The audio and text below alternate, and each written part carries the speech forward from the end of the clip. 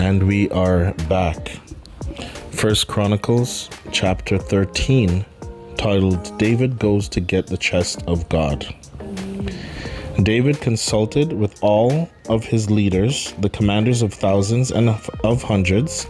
Then David addressed the entire assembly of Israel.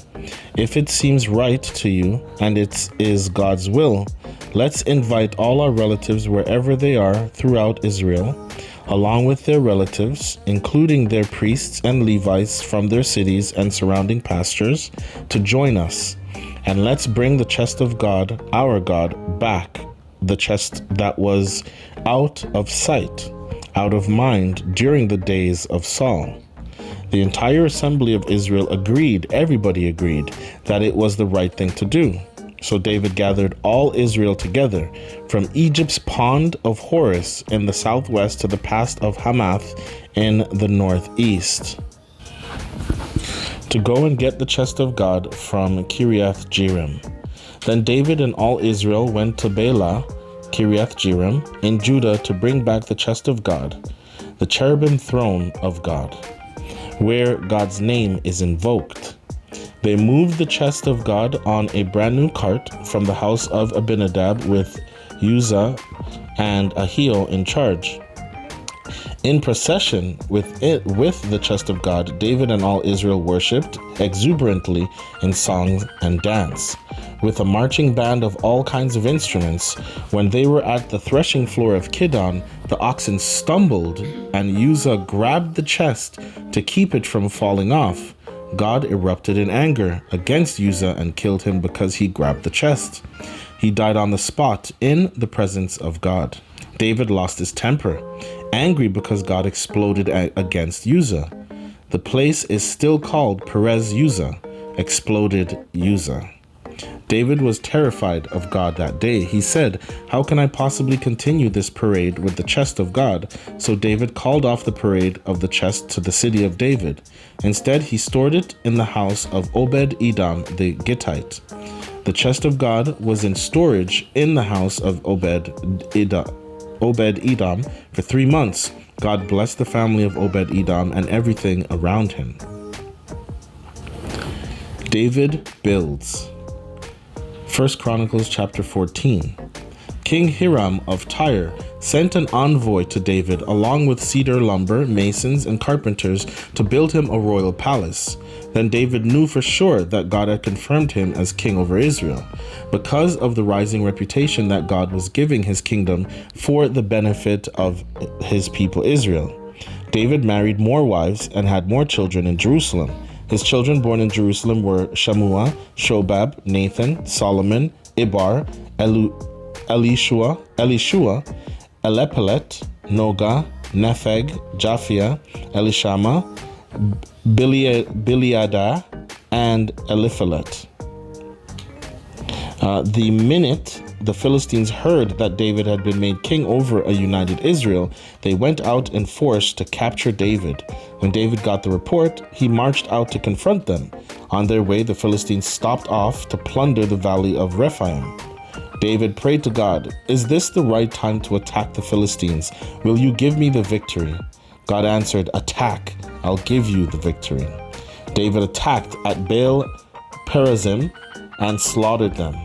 David said, "God exploded my enemies as water explodes from a burst pipe." That's how the place got its name, Baal Perazim, meaning Baal explosion. The Philistines left their gods behind, and David ordered that they be burnt up. And then the Philistines were back at it again, plundering in the valley. David again prayed to God. God answered, "This time don't attack head on. Circle around and come at them out of the balsam grove. When you hear a sound like shuffling feet in the tops of the balsams, attack. God will be 2 steps ahead of you, slaughtering the Philistines." David did exactly as God commanded, slaughtering Philistines all the way from Gibeon to Gezer. David was soon famous all over the place, far and near, and God put the fear of God into the godless nations. David worships. 1 Chronicles chapter 15.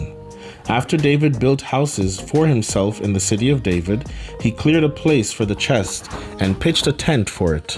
Then David gave orders. No one carries the chest of God except the Levites. God designated them and them only to carry the chest of God and be available full-time for service in the work of worship. David then called everyone in Israel to assemble in Jerusalem to bring up the chest of God to its specifically prepared place. David also called in the family of Aaron and the Levites. From the family of Kohath, Uriel, the head with 120 relatives. From the family of Merari, Asaiah, the head with 220 relatives. From the family of Gershon, Joel, the head with 130 relatives. From the family of Elizaphan, Shimei, the head of 200 relatives. From the family of Hebron, Eliel, the head with 80 relatives. From the family of Uziel, Aminadab, the head with 112 relatives. Then David called in Zadok and Abiathar the priests, and Uriel, Asaiah, Joel, Shemaiah, Eliel, and Aminadab the Levites. He said, "You are responsible for Levitical families. Now consecrate yourselves, both you and your relatives, and bring up the chest of God of Israel to the place I have set aside for it. The first time we did this, you Levites did not carry it properly, and God exploded in anger at us because we didn't make proper preparations and follow instructions. So the priests and Levites consecrated themselves to bring up the chest of God of Israel." So the priests and Levites consecrated themselves to bring up the chest of the God of Israel. The Levites carried the chest of God exactly as Moses, instructed by God, commanded, carried it with poles on their shoulders, careful not to touch it with their hands. David ordered the heads of the Levites to assign their relatives to sing in the choir, accompanied by a well-equipped marching band, and fill the air with joyful sound. The Levites assigned Heman, son of Joel, and from his family Asaph, son of Berechiah, then Ethan, son of Cushiah, from the family of Merari, and after them in the second rank their brothers Zechariah, Jaziel, Shemiramoth, Jehiel, Uni, Eliab, Benaiah, Messiah,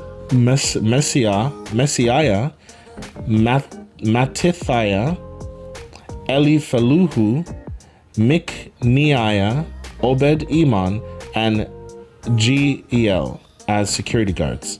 The members of the choir and marching band were Heman, Asaph, and Ethan with bronze cymbals, Zechariah, Aziel, Shemiramoth, Jehiel, Uni, Eliab, Messiah, and Benaiah with lyres, carrying the melody, Mattithiah, Eliphalihu,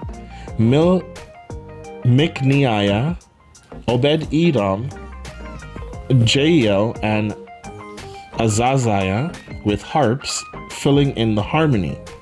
Kenaniah, the Levite in charge of music, a very gifted musician, was music director.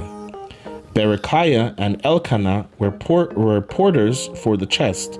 The priests, Shebaniah, Joshaphat, Nathanael, Amasai, Zechariah, Benaiah, and Eleazar blew the trumpets before the chest of God. Obed-Edom and Jeiah were also porters for the chest.